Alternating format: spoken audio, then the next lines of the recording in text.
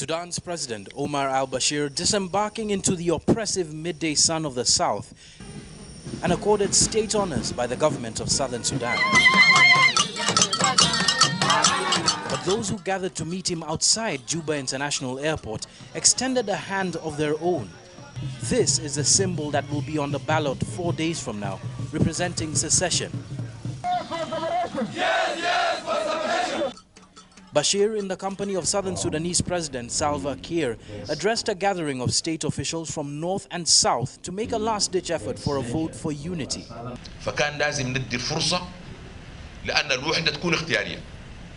And despite not a single ballot for secession having been cast yet, it's celebration time for many on the streets in Juba.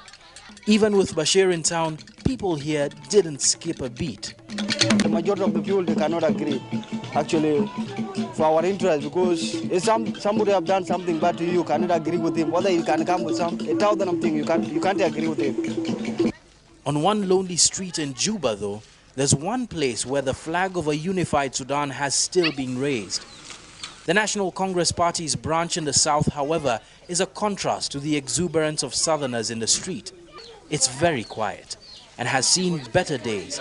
Judging from the silence that meets us when we enter, there doesn't seem to be much optimism for the future either. Bashir, in his address today, said that the South's future, if it did secede, would be well supported by the North.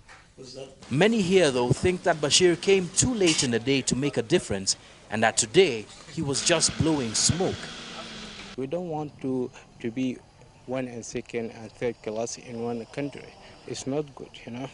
Bashir belabored the point that both North and South still need each other, but for many here, time for unity has marched on.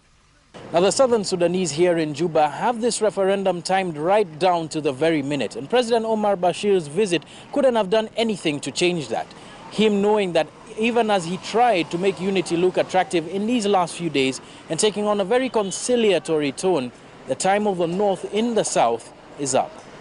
John Alanamu, NTV, Juba.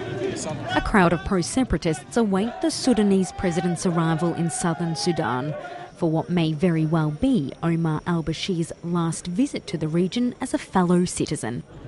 On Sunday, the Sudanese people will take to the polls in a referendum on the South's independence. On the streets of Juba, residents were in high spirits, ahead of a vote they see as a foregone conclusion. The president, my voice for you. Need our independence.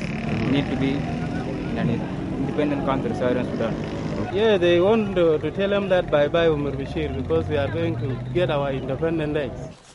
While Bashir has previously pushed for a united North and South, the nature of his visit is being seen as a sign he accepts the likelihood the country will be split in two. In fact, the Sudanese leader has already said he'd join in celebrations should the vote go as expected and the South secedes. The referendum is part of a 2005 peace deal that ended a 2-decade-long civil war.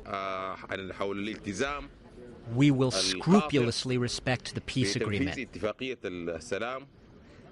We want the referendum to be conducted in a peaceful manner. Officials say 4 million people have registered to vote, 95% of them from the south. If southern Sudan secedes from the north, it will become the 193rd country recognised by the United Nations. President Omar al-Bashir's visit to meet his southern counterpart Salva Kiir is not just symbolic. It could pave the way for tackling issues such as territorial disputes, border demarcation and oil, all of which have led to icy relations between the two countries. Sudan and South Sudan share a border which stretches for over 1,000 miles. Leaders Bashir and Kiir still need to agree on who the disputed Abyei province belongs to. It's an issue which has resulted in decades of civil war. And it's not just discord over this region. There are several others along the frontier which have also provoked unrest. Just last year, the nations were again on the verge of war, this time over unresolved issues linked to South Sudan secession in 2011. How much the South should pay to export its oil via Sudanese pipelines proved so contentious an affair that Kiir shut down his country's entire oil production, spelling big trouble for both economies. Earlier this month, in the Ethiopian capital, an agreement was reached for improving relations.